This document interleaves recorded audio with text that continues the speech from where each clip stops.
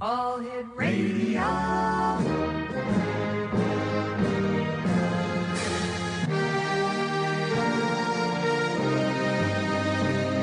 Welcome to the X Zone, a place where fact is fiction and fiction is reality. Now, here's your host, Rob McConnell.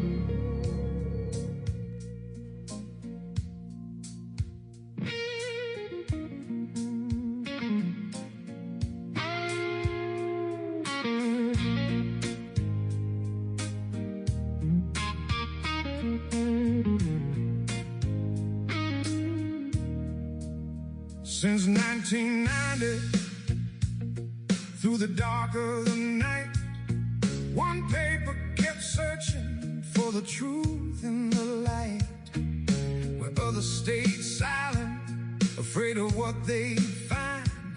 The X-Chronicles opened up the paranormal mind, from UFO sightings crossing midnight skies to alien encounters and government I can't play CD right now. Okay. ghosts in the shadows, whispers from the dead, ancient gods and mysteries still left unread. The truth is out there, calling through the night, in the pages of the X-Chronicles, shining bright. From hauntings to disclosure, from science to the strange, exploring worlds and mysteries beyond the human range. The X-Chronicles newspaper, where the unknown comes alive, solving the mysteries of our world, one edition at a time.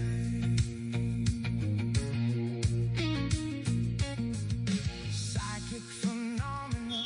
And welcome back, everyone. This is the X Zone. I'm Rob McConnell, coming to you from our broadcast center and studios in St. Catharines, Ontario, Canada, on the CanCom Broadcast Network, and your hometown radio, Classic 1220 CFAJ AM, streaming us at classic1220.ca. Tonight, this hour, right here on the X Zone, we welcome a guest whose life and career bridges two fascinating worlds: the world of film and television, and the mysterious world of UFO contact and extraordinary human experience. My guest this hour, X-Zone Nation, is CAMILLE James HARMAN, an actress whose credits include Oscar-winning film Vice, where she portrayed political consultant Mary Madeline, as well as appearance in Shameless, A Daughter's Deceit, The Double Life of My Billionaire Husband, Tiger Lily, Silent Cries, and other films, television, and documentary projects. But CAMILLE's story does not end on the screen. She is also a UFO experiencer who has spoken openly about encounters that began in 1995, experiences that led her into the larger conversation about UFOs, consciousness, contact, disclosure, and what these mysteries may mean for humanity. Tonight, this hour, we will explore CAMILLE's journey as an actress, her personal experiences with the unexplained, the challenges of speaking publicly about UFO encounters, and how her life in Hollywood intersects with the growing global conversation about UFO disclosure. Joining me now is actress, writer, speaker, UFO experiencer, CAMILLE HARMAN. And CAMILLE, welcome to the X Zone.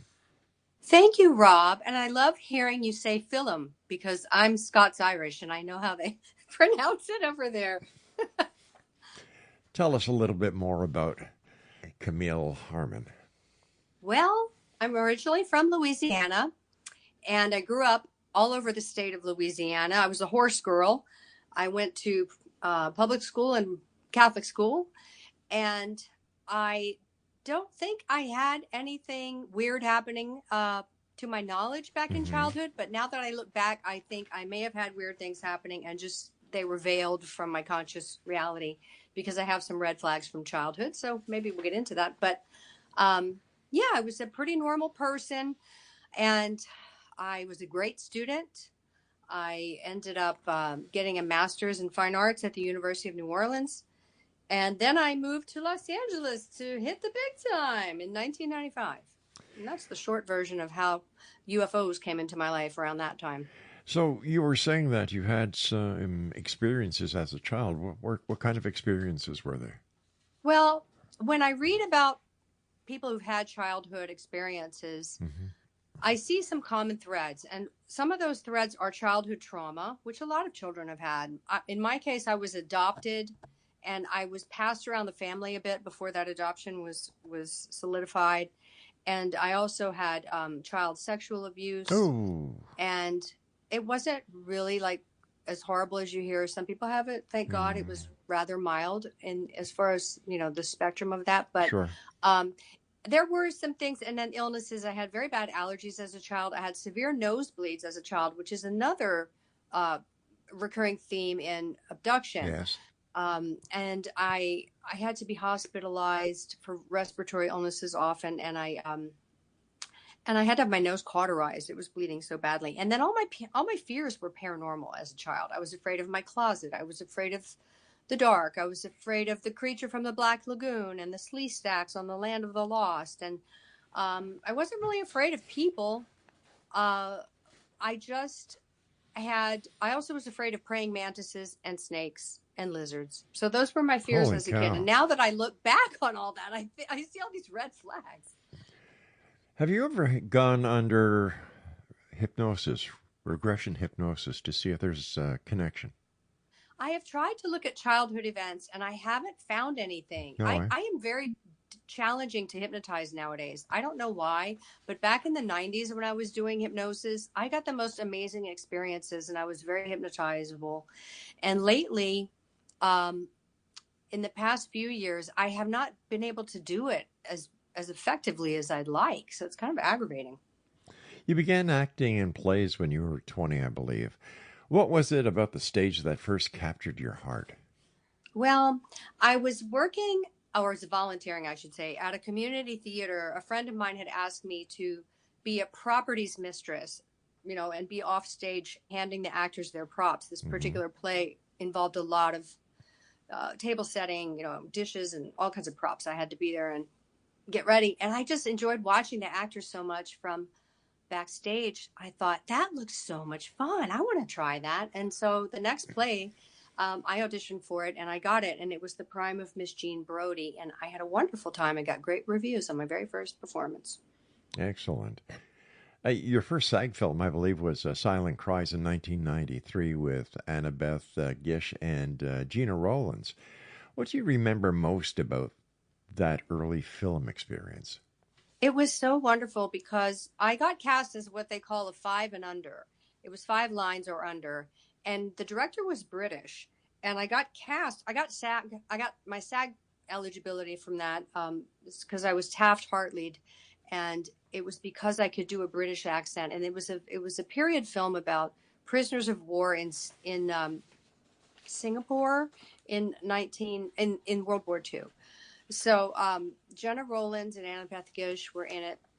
And I had a scene with Annabeth Gish. I was kind of the bearer of bad news.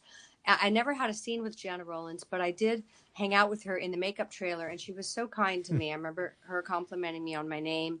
And when I arrived, I had rollers in my hair. And, oh no, I didn't have rollers in my hair. That's what it was. And the makeup artist looked at me and they said, "Didn't they tell you to come in rollers?" And I said, "No." And then she saw me looking at my script and she said, "Oh my God, do you have lines?" And I said, "Yes." And she said, "Oh, I'm so sorry. Come right here." And she put me in the chair and she thought I was a background person. And that's why she was scolding me for not having come in my rollers.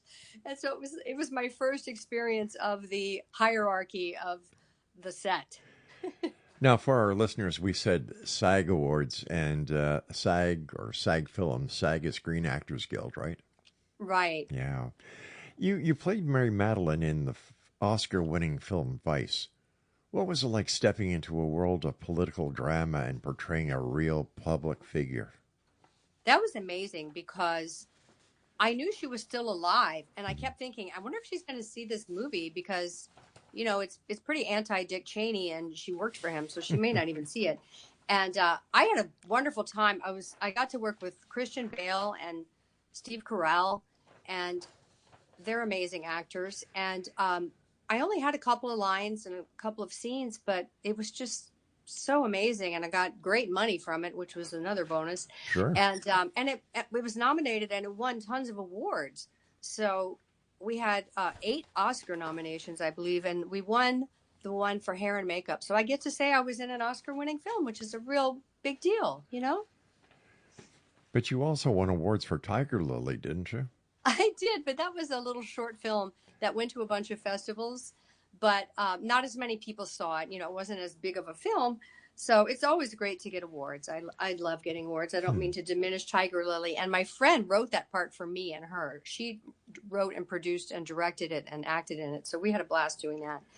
But I've done a lot of things that have been fun, but have been, you know, smaller projects. And lately I've been doing a bunch of these vertical dramas, because that's the thing now. And I play a lot of villains, which is really fun. And been doing a lot of commercials. It's kind of slow in Los Angeles, except for these verticals. So yeah, the times have changed a lot. It's kind of depressing here in Los Angeles, to be honest, but I keep on keeping on. That's all you can do is just keep on trucking, right? Mm-hmm.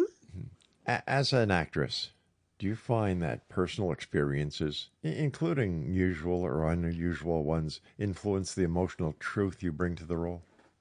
Sure. I was trained in many different acting techniques. I was trained in the Eric Morris technique, which was based on the method technique. And then I was trained in Meisner technique. And I've learned a lot of different techniques, and I kind of used different things for different characters and situations in the scene. I do have a lot of emotional availability from my method acting days, so I am able to cry on cue and do things like that. And I certainly have enough trauma from the aliens, or whatever the aliens are. And being a villain is fun because you just get to put your anger somewhere and your fear. and I blame it on being green-eyed and being a Scorpio. That's why they pick me as villains all the time, I think. So whatever bothers you at home playing the villain role, you go do your part on film, and you go home happy. Yeah, in a way, it's like therapy. You get paid to have therapy in a way. Camille, you and I have to take our first break. If listeners want to find out more about you, what is your website? My name, CAMILLEJamesHARMAN.com, and there are all my other links on there. All right. You and I will be back on the other side of this break as the X Zone continues right here on the CanCom Broadcast Network and your hometown radio, Classic 1220 CFAJ AM. And by the way, the X Chronicles newspaper will be available online at www.xchronicles.net on June the 15th. Don't forget to pick up your copy. We'll see you back on the other side of this break. Since 1990, through the dark of the night, one paper kept searching for the truth in the light, where others stayed silent, afraid of what they'd find. The X-Chronicles opened up the paranormal mind, from UFO sightings crossing midnight skies to alien encounters and government lies. Ghosts in the shadows, whispers from the dead, ancient gods and mysteries still left unread. The truth is out there. Oh.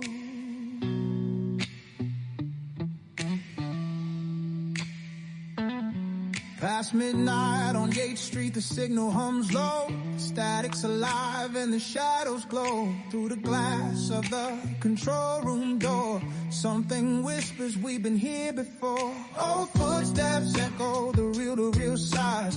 The red on air, light flickers and dies through the hallway.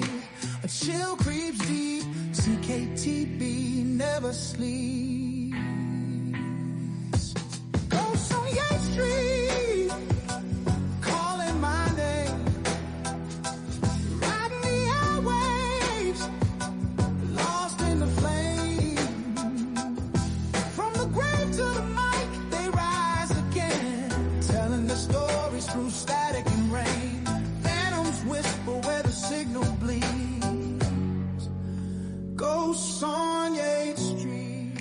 Welcome back, everyone. Camille James Harman is known for her role as Mary Madeline in the Academy Award-winning film Vice in 2018, directed by Adam McKay, as well as the films Tiger Lily in 2021 and James Joyce, The Sisters in 2017, and an episode of Shameless in 2011. Camille James Harman is originally from Louisiana and has a Master of Fine Arts in Drama and Communications from the University of New Orleans. She lives in Los Angeles with her husband and son. Her website is CamilleJamesHarman.com. You also, I believe, reenacted... No, let me rephrase that. As a reenactment performer, you were in The Unbelievable with Dan Aykroyd. What was that experience like? Yes, that was really fun. I love the History Channel shows, and I love Dan Aykroyd. He's always been very interested in UFOs and has had many experiences. Mm-hmm. So when I heard about that show in the first season, they had an audition notice, and I thought, oh, I got to be in that, even though it doesn't pay that much. It's not what I normally do, but, it'll be fun. I want to go see what it's like. I had never been a reenactor in one of those types of shows. So we shot, actually, I played 3 different characters that day in that particular shoot. And we used different parts of a house we were filming in. And I was in the first season, it was the Great Molasses Flood of Boston or something. And but you barely see me. I mean, they didn't even frame it so you would really recognize me.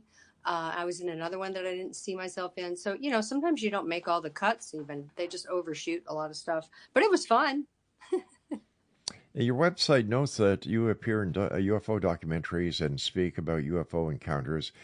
And apparently you've had encounters since 1995. Can you take us back to the beginning of those experiences? Yes. So that's when it all started for me. I was 29 years old, and I was in the process of moving from New Orleans to Los Angeles with my boyfriend, Eric, at the time. We were both actors, and we had just done Richard III. And he was Richard and I was Lady Anne, and we felt like we were ready to make the big move, So we moved in September. But in August, when I was still working in the French Quarter at an art gallery, on my lunch break, I bought a copy of Whitley Strieber's book, Breakthrough, which jumped out at me from the shelf, and I felt compelled to buy it because of that alien face. Mm-hmm. And I read that book in like 2 sittings, and it was really hot in August and no one was coming to the art gallery. So I read it at work and got away with it. And it blew my mind, and it opened me up to the whole subject matter. So anyway, we moved to LA the next month, and we had everything going for us. I had my SAG card and my master's degree, and I had an agent right away, and we had day jobs and a cool house to rent on a hill in Silver Lake. And everything was going great, but I started having all this weird anxiety, and I noticed my body was having some weird reactions. And I noticed I had no menstrual cycle. That was the biggest thing. And it just kind of went on and on. And usually if I was ever late in that way, I would just go get a pregnancy test and find out, right? Mm-hmm. That's what a normal person would do. Yeah. But I didn't do that. I kept waiting, and I just never went to the drugstore and got a test. I don't know why. And so in December of 95, we both had a sighting over our neighborhood while we were walking our dog in broad daylight. And it was something black and very high, and it wasn't moving. And I got so excited about it because we looked down at each other for a minute because he was kind of teasing me, like, you and your UFO books. And we looked back up, and it was gone. And we had the whole view of the sky from this hill. And there was no place it could have gone in that short amount of time that we wouldn't have seen it if it was a helicopter or something. And it was just so strange. And it had like a shimmer around it. I think it was a black triangle, but I can't even tell you the shape. It was so high up, but it had like a blue shimmer around it. And I think that's what made it hard to see the shape. And I gave him the leash to our dog, Opal, and I ran home, and I looked in the phone book, and they had a MUFON number, and I called it and I reported it. And they said, hey, we have these UFO meetings. So I started going to those in January. But in December, in that same time frame, I had my first attack in the night in my bed. I had 2 episodes of sleep paralysis in one night. And I had that in my life before, like very intermittently, back into childhood. But in this particular night, the first time it happened, I had associated other strange things. So while I was in the paralyzed state and Eric was out in the living room watching a David Lynch movie, I heard this voice say my name, like a robot sounding voice or an electronic voice. Just said Camille, like that. Mm-hmm. And it scared the heck out of me because I couldn't move. And then at the same time, I saw a flash of a gun pointed at my face, which was very disturbing. So I had like an audio and a visual context to the sleep paralysis state that I'd never heard of before. And it really frightened me. And then it happened again later that night. So I eventually met Barbara Lamb at these MUFON meetings, and I said, I want to have a session with you, and I want to oh, by the way, my menstrual cycle came back in January. Good. So I had this weird December, and then everything was fine in January. So when I met her, I said, I want to do a regression with you back to that weird night when that happened, because I think I might be one of these people. And that's how it all started. I had my first regression with Barbara Lamb, and I had a full-on memory of a light coming through the ceiling and capturing me, and it was like a blue column of light. And when it hit me, I curled up into a fetal position. That's how I remembered it. Mm-hmm. And I went through the ceiling, and I was hysterical, and I felt myself going up, and I was saying, I'm going up, up, up, up, up. And the next thing I knew, I was on a table in a misty white room. So I never saw a ship above me. I was just caught in this beam, and then I was on a table. That's what I remembered. And there were beings to my left that looked all the same. And they were, to my perspective, lying on the table. They were tall, thin. They had white robes with high collars and long sleeves. They had the big white heads with the wraparound black eyes. And they had some kind of symbol on their solar plexus area, like a triangle and a circle. I get so much anxiety just talking about them. Anyway, they had long arms. And then there was another one down by my legs. And I realized very quickly as they were telling me to relax, and then my knees parted without anyone touching them, that I was about to have a gynecological procedure. And I had a flash of an instrument, and this being down near my legs, I couldn't see that one. I was blocked from seeing it. And Barbara said I could remember it from above. So I kind of popped out my body and watched it from above. And this being took a little something out of me that I could kind of see through the instrument, the slats in the instrument. And the being walked out of the room with it. And I was so horrified and bereft and devastated. And I said, they didn't even let me see it. And I was just like devastated. So that's how it all began. It was quite a big to-do for me. I went home with a little cassette tape from Barbara, and I played it for my boyfriend, and he was so horrified. And, he heard me screaming and my teeth chattering and just wailing and moaning. And it's so real. And he said, oh my God, like if this is real, this is the worst thing in the world. And if it's not real, it's also the worst thing in the world. Because how would you think that and it not be true? They're like, how could you be tricked to that degree or whatever, So it was very disturbing for everyone, my family, everybody. And, but that was the first one. And then I had another incident that same, the next year in 1996, this summer, where I woke up 3 mornings in a row at 4 a.m. sharp with my digital clock saying 400. This was July of 96. And Eric was out of town that week. And I woke up in the bed like, I didn't hear a noise. Why am I up with the clock saying the same thing every night? That's so weird. What is happening? And the third morning, I had a fresh 3 needle prick mark triangle scabs, like 3 scabs from 3 needle pricks in the shape of a triangle. Does that make sense? Yeah, it does. And I did a regression with Yvonne Smith to that one, just to go to somebody different, because I had met her and I knew she was doing regressions as well. And I had the same thing, the blue beam, only this time I went out the window instead of straight up. And this time I was in an exam room that seemed like it was more of a room, like it didn't have the white misty atmosphere. And there were 2 kinds of beings. There were these little short wrinkly headed ones that I couldn't see their whole bodies, just the heads. And the tall, again, like the doctor type, I call it the doctor because it did the procedure, but tall with the white robes, with the big like the head of a gray, Mm-hmm. but it was white colored and white hands and the high collar. But at one point it morphed into a mantis, which really frightened me. And I started screaming, and now it looks like a bug, and it has praying mantis head and praying mantis arms. And so I don't know the true form of that being, or if one of them stepped out and another one stepped in. I don't know, because they were in the same position. It's But funny that you mentioned the praying mantis, E.T., because last night I had Tony Gauzy on, and he channels the praying mantis from Antares. yes, Yeah. I've connected with him. I haven't had a session with him or anything, but I'm aware of him on social media. And I know a lot of people who have had mantis Yeah. encounters. So that's all I got from that was this being. He used a wand kind of thing that came down from the ceiling Mm-hmm. and then took a tip off of a rack that also came down from the ceiling, and it put the little tip on the wand and then popped it in my leg. It was really quick. And I don't know what that was. I did have it x-rayed and there was nothing in there.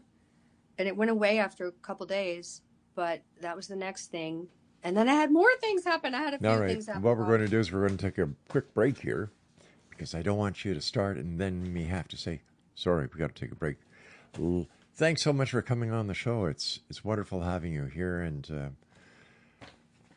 all I can say is that the truth is out there, and it's because of people like you, Camille, who come out and tell your story that other people will say to themselves, I'm not alone. This happened to me too. And I'm sure that people around the world tonight listening to your interview were going to say, see, this happened to me too. And they'll go tell their story, and the information will get out there, and that'll just bring disclosure that much closer to each and every one of us. Exonation, Camille James Harman is our special guest. Her website is Camille James Harman, and we'll both be back on the other side of this break as the X Zone continues with yours truly, Rob McConnell, from our broadcast center and studios in St. Catharines, Ontario, Canada, and on your hometown radio, Classic 1220, streaming us at classic1220.ca. Whatever you do, don't go away. It's alive and the shadows glow through the glass of the control room door. Something whispers we've been here before. Old footsteps echo the real size. The red on air, light flickers and dies through the hallway. A chill creeps deep. CKTB never sleeps. Ghosts on Yate Street.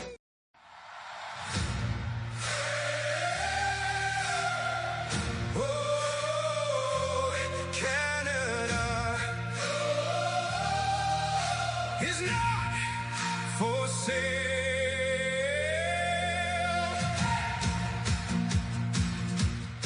From the Atlantic shore to the Pacific tide, from northern lights in a winter sky, there's a maple leaf flying proud and high, and it won't come down for a bully's lie. We stood through storms, we paid our dues, built this land in our own work boots. Come knocking with your dollar signs. Canada's soul has a borderline. You can shout from a golden tower, wave your fist and chase more power. But hear these words from shore to shore. We've been to no empire before. Canada is not for sale. We will not bow. We will not fail. No 51st, no stars and chains. No foreign flag across our plains. From sea to sea, we stand as one. Beneath the moon, beneath the sun. You can threaten, bark and rail, but Canada is not for sale. Welcome back, everyone. Camille James Harman is our special guest, and you've had quite an experience. And before we get back to these experiences that you've had, and I've had several conversations with Barbara Lamb. I know how credible she is. How did these experiences change the way that you saw the world, the way that you saw life in general? Well, it totally blows your mind, and it just changes everything. First of all, it makes you not trust. I already had trust issues because of my adoption and, you know, being passed around with the parents and all that. And then Yes. I really had trust issues after this. And so you just, you know, you see everything more like the Matrix movie or something, Right. you know? I mean, and then I had many ups and downs with my view of reality over the years. I've gone, I dropped out of everything UFO and went Catholic for 9 years and just went to the Latin Mass. Mm-hmm. I've done all kinds of things to try to, you know, wrap my head around this. And I do find a lot of comfort in my faith, but I also question my faith a lot too. So there you have it. I mean, I'm reading about simulation theory and all these other things. So I'm very open-minded. I'm married to an astrologer, and it's just fascinating to me. It's a mystery, and I have not made up my mind about it at all. You know, the Bible itself and religion is filled with the paranormal. Yeah. You know, you've got Ezekiel's wheel, and that's just one of the many. And then there's the possibility that Jesus Christ himself was an alien hybrid. I agree. You know, there's so much that we don't know. And like I said, it's because of people like you coming forward and all the other people who come forward, the researchers, the people like Barbara Lamb, and everyone. I truly believe that each and every one of us, Camille, have a piece of a jigsaw puzzle in our pockets. That if we could just get to that big table, put our piece of the jigsaw puzzle on the table and work it out, and we complete this entire puzzle because we're all there working on it at the same time. And I believe that that time is coming very, very soon. And I think that disclosure is going to be happening a lot faster than people think. I agree. It's imminent. It really, Yeah. really is. I'm still nervous about the narrative. I have all these, you know, fears about the narrative being used one way or another. But I will tell you that that's why I've always been outspoken and extroverted about this and gone public ever since the beginning, much to the annoyance of my ex-boyfriend and my my family. They were like, "What are you doing?" But I felt compelled. And one of the things is the extreme experiences I've had. So those two I had, and then I had another one that Barbara did a regression for, in which my dentist had found an object in my tooth. So I went to Barbara to find out what that was. And I thought I was going to have an alien abduction memory. And I had a military abduction memory, which was a whole other can of worms and terrifying. And so in that memory, I don't remember getting there, but I was on a gurney in what seemed like an underground base. And I had two guys in khaki pants and lab coats working on me. And they squirted something into my jaw, into my upper molar, and rolled me. They called me a troublemaker, and they rolled me down the hall and put me in a helicopter, which took me home in broad daylight to my house, and landed in a field near my house and said, "Go home and take a nap." So that memory was extremely terrifying, because then I was like, oh my gosh, it's my own kind. And if that's true, then how many other times has something like that happened and I don't remember what happened? And now I have even more fears. My goodness. Yeah, and what was weird is my tape recorder, the tape, Barbara usually records everything, and she swears she pressed record and everything, but it didn't record. And so we were both really annoyed because I like to transcribe my regressions. Anyway, but then I had another amazing experience where I had an out-of-body experience under hypnosis with Barbara. And the reason I had gone for that one is I found myself saying things like, oh, humans this, humans that. And I felt like I was missing some beings that were my people or something, but I didn't consciously know who I was missing. And I said, can we target something that abstract? Like, who does Camille miss? And she said, well, let's try it. So I had this amazing out-of-body experience where the first thing was I felt like I was claustrophobic in my body, and I started screaming. I wanted to be out of this body, that it was so small and so weak. And I felt like someone was stuffing a sofa into a pillow slip. And she said, go to when you felt good. And I popped out, and I was a blue orb out in the void. And I recognized my two friends that were also blue orbs. And I was very emotional about that. And I was looking at the earth. So I guess I was in space, and it was spinning, and I didn't want to go. And I said, I don't want to go to earth. And she said, well, why do you have to go to earth? And I said, I don't know. And then she said, well, see if there's someone you can ask. And then these white light beings appeared, and they were my people. And I felt this instant merging and recognition and oneness and ecstasy and weeping and all these good things. And they were so loving.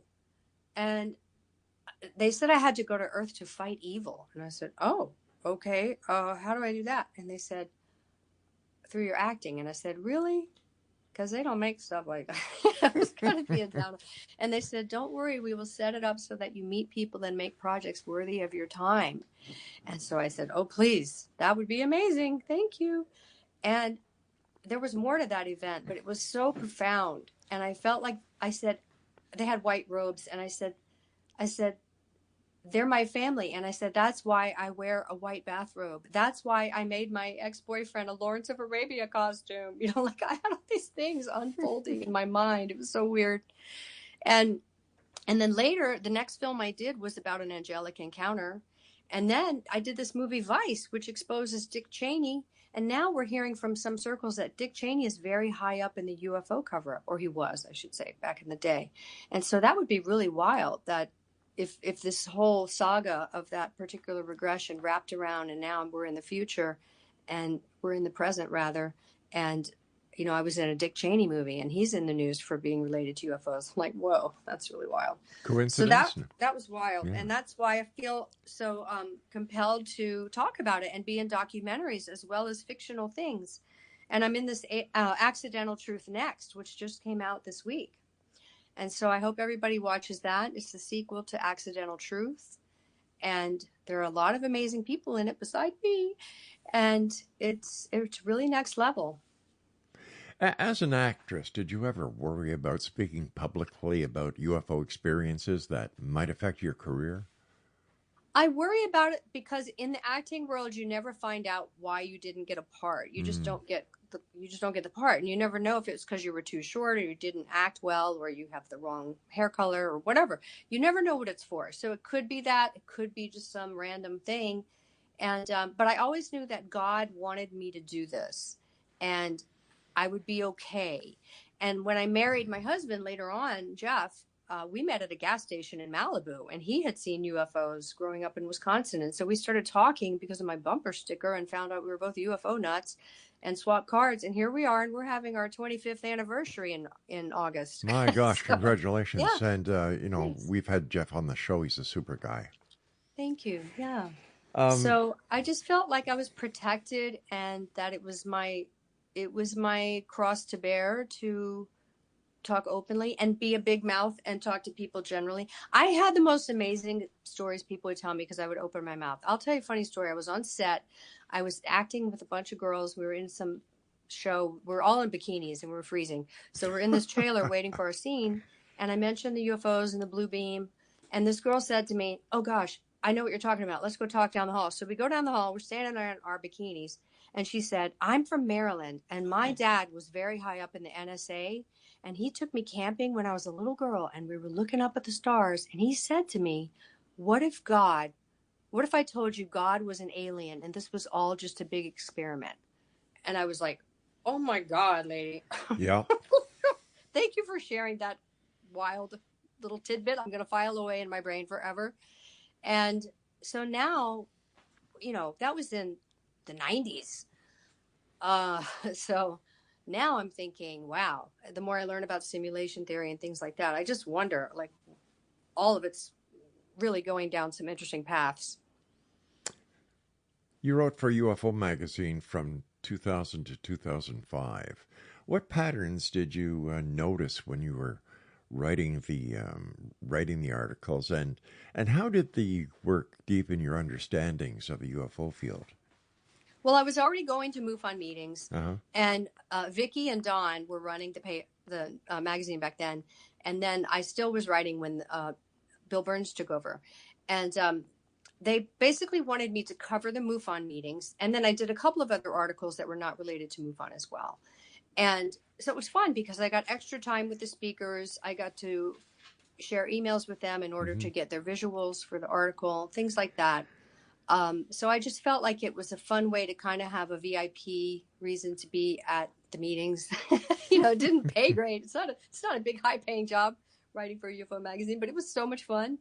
And I remember having dinner, with Nick Pope. Oh, gosh, yeah. And talking about being from New Orleans and going to Anne Rice balls, and he loved Anne Rice, and we talked about that. All of these random things I remember, and but it just helped me. It helped me focus on my own research and get paid for it, basically. You and I have to take our final break for this hour, Camille. Please stand by. And Exonation, if you'd like to find out more about our guest this hour, Camille James Harman, her website is her name, CamilleJamesHarman.com. And we'll both be back on the other side of this short break as we wrap up tonight's show here in the X Zone with yours truly, Rob McConnell. We're coming to you on the CanCom Broadcast Network and listening. I don't mean I'm listening. You're listening to us on AM 1220, CFAJ AM, who stream us around the world on classic1220.ca. I'm Rob McConnell. Whatever you do, don't go away because we'll be right back. Oh, Canada is not for sale.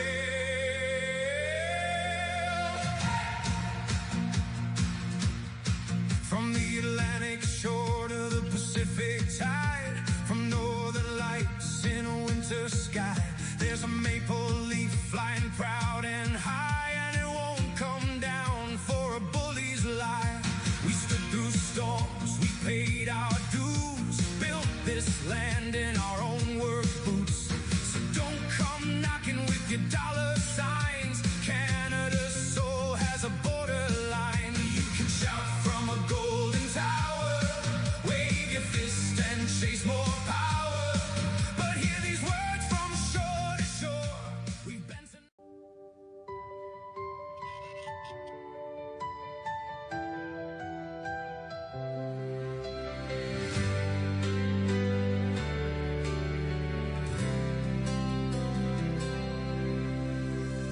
out beyond the midnight sky, where the silver star trails run, there are lights that move in silence, far beyond the waking sun.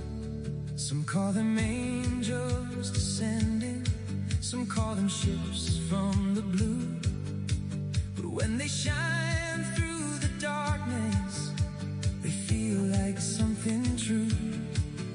Are they messengers from heaven, or travelers from the stars? Are they watching from the cosmos, knowing who we are? Angels, UFOs, heavenly visitors, lighting up the night with wonder in their eyes.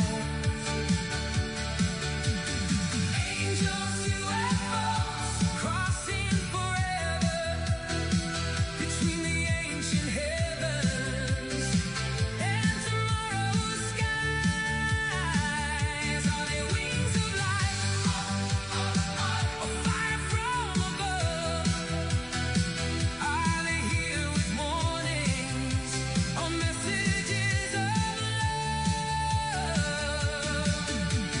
Angels, UFOs, heavenly visitors, calling from the stars to the soul inside of us. Explanation. Camille James Harman is our special guest this hour. First of all, Camille, thank you so much for coming on the show and sharing your stories with us. You're welcome. Have your UFO experiences changed your beliefs about consciousness? Definitely. So many things have contributed to that, though, beside UFOs, but they're all related. So, first of all, telepathy. Like anyone who's experienced telepathy with the beings, that'll change you right there. And then discovering the telepathy tapes and working with people like Chris Bledsoe, and who, seeing the orbs with him several times, and having my own experiences of asking for things and they happen. And also there are other little surprises, like when I went to see the crop circles, I went to see Sting because I love Sting. Mm-hmm. Sting's house, he lives near the crop circles, and I went to see the crop circles and I saw Sting, and Barbara picked me up and said, "We're going to your first crop circle." And it came down last night, and I walked around in this circle, and then we saw the aerial photo of it later that night, and it was called the Stingray. And I was like, what? They made that for me. You know? And so I have these moments of synchronicity that are so amazing. And also, I was at church, and I was praying. It was under a tent. It was after COVID, and we were under the tent still. And I said, okay, God, I got invited to speak at this UFO conference, and I haven't done that in so long, and I don't want you to be mad at me. And I said, Jesus, if you're working with any good beings in the UFOs, will you please give me a sign so I can go to this conference and be happy about it? And I looked up at the sky during Mass, and these 4 white orbs came out of the clouds and started flying around, and I got them on film. I got them on my phone, a few seconds of it. And it was my sign. And I think, that was the Holy Spirit right there. That was saying, it's okay, Camille. You can go back into UFOs.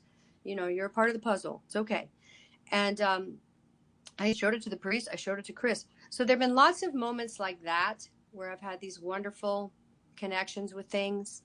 And I've also called on Jesus to protect me from aliens, and it stopped. So that's happened too.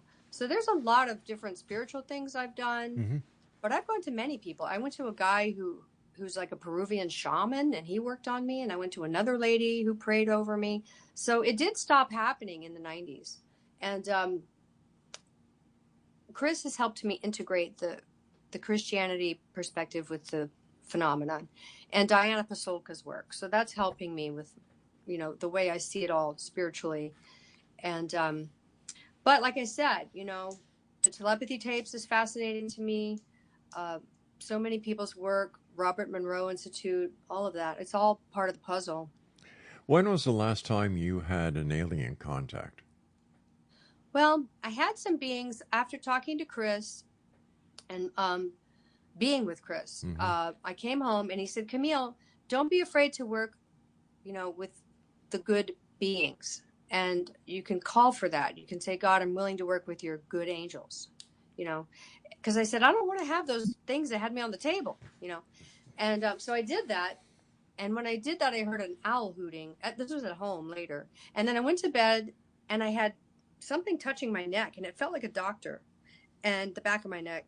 And I woke up, and I was facing the closet, and I was afraid to turn around. But I said, are you here to heal me? Because I have like a hump neck. I'm getting old, and I have a tech neck. Yeah. And I said, that would be great. And then I finally got brave enough to turn and look, and I saw these 2 faces looking at me, but they were human, but they had no expression. They were very neutral.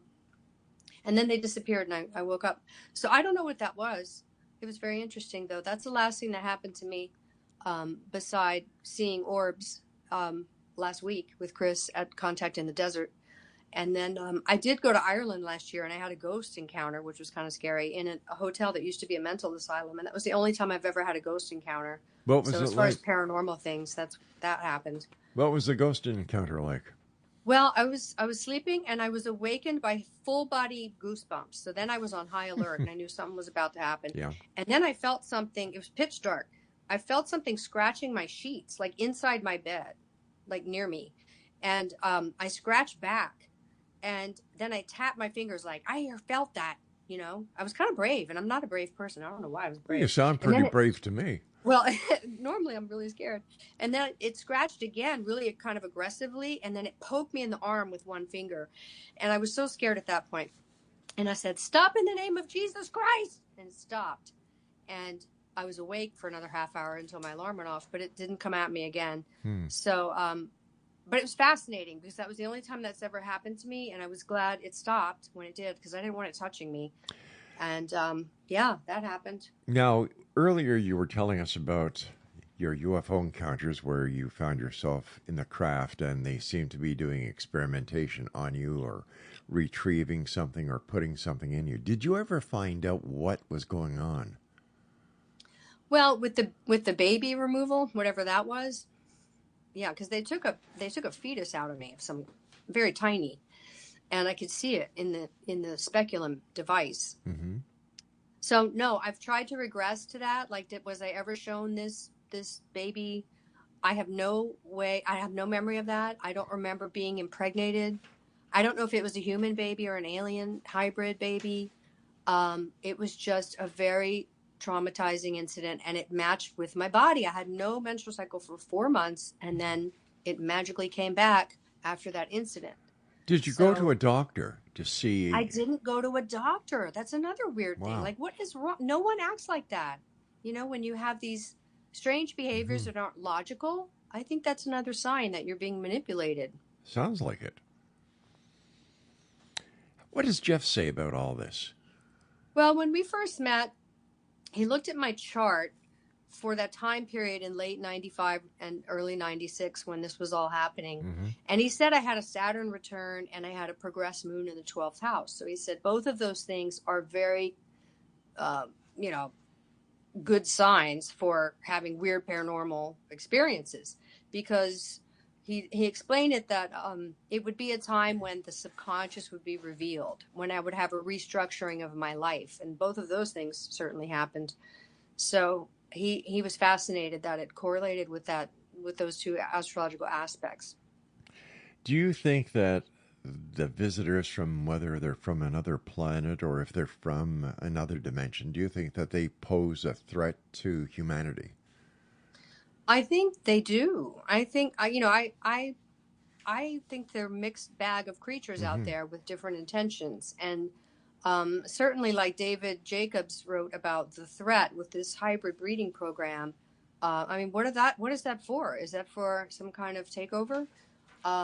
Also, I don't trust the government involvement. Like, I don't trust that a lot of this isn't some kind of a sophisticated mind control scenario that, people are involved with very sophisticated illusions that are human based, and they're, there's the cover of the alien image. And so I don't really know, to be honest, after reading so much, what is truly alien. And then we have all these theories too, like they may not be alien at all. They may just be interdimensional or breakaway civilization here on Earth alongside us all this time, or they could be time travelers from the future. I mean, there are all these theories that make a lot of sense. They're all good. So what would you say? I don't know what's right. Yeah. What would you say to someone who has had an encounter but is afraid to tell anyone? Well, I would say, you don't have to tell anyone, because there's certainly a lot of support online, and you can do things anonymously if that's better for you and your career and everything. There are groups you can be in anonymously. So that's something they can do. But it's certainly good to have people to talk with, even if it's just in the digital world. And, trust your experiences, and add all, when you start reading about other people's experiences, it can muddy the waters a little bit. So, always clarify, like, what did actually happen to me versus what am I reading about that happened to all these other people. My final for you tonight, Camille, is when you look at your journey as an actress and a UFO experiencer, what do you hope your story gives to others who are trying to make sense of their own extraordinary experience? Well, I hope they understand that a story of this nature can have many twists and turns, and that you are allowed to change your mind as you get more information and you move through time and you hear different perspectives. And I always joke about being named Camille because it was a famous hurricane, and hurricanes change their mind all the time, and I say, so do I. I change my mind a lot. So it's okay. You don't have to pick an answer. I'm trying to finish my book this year, and I put it off for a long time because I didn't have an answer. And everyone said, just write your book. You don't have to have the answer at the end. Golly, none of us have the answer. Get over that. So I think it's okay to just not understand it, but to still talk about it. The time has come when you and I must say so long for tonight, Camille. Please don't be a stranger. The door is always open for you. And give my very best to Jeff, but tell our listeners how they can find out more about you. Well, the best way is just go to my website, and if you go to my YouTube channel, I don't make videos about UFOs. Well, I do have my sighting at church. You can watch that. And some sightings with Chris Bledsoe, they're on there. But I have a playlist where I will put this interview, anything that I can put on YouTube, I will link it there. And I also have a media history on my website you can look at with links that are live. So they can just find out more about me on my website or through my YouTube playlist with other interviews. And that's pretty much it. Oh, and watch me in documentaries. There you go. Camille, thank you very much. Blessings to you and Jeff, and I look forward to the next time you and I meet back here in the X Zone. Thank you, Rob. It was fun. Take care of yourself now. And that's it for tonight, X Zone Nation. I will be back tomorrow night at 10 o'clock as once again we cross the time-space continuum to this place that I call the X Zone. So until tomorrow night, from everyone here at the CanCom Broadcast Network and your hometown radio, Classic 1220 CFAJ, and all the members of the X Zone Nation, take care of yourselves, help each other, and always keep your eyes to the sky and your heart to the light. Good night, everyone. Are they watching from the cosmos?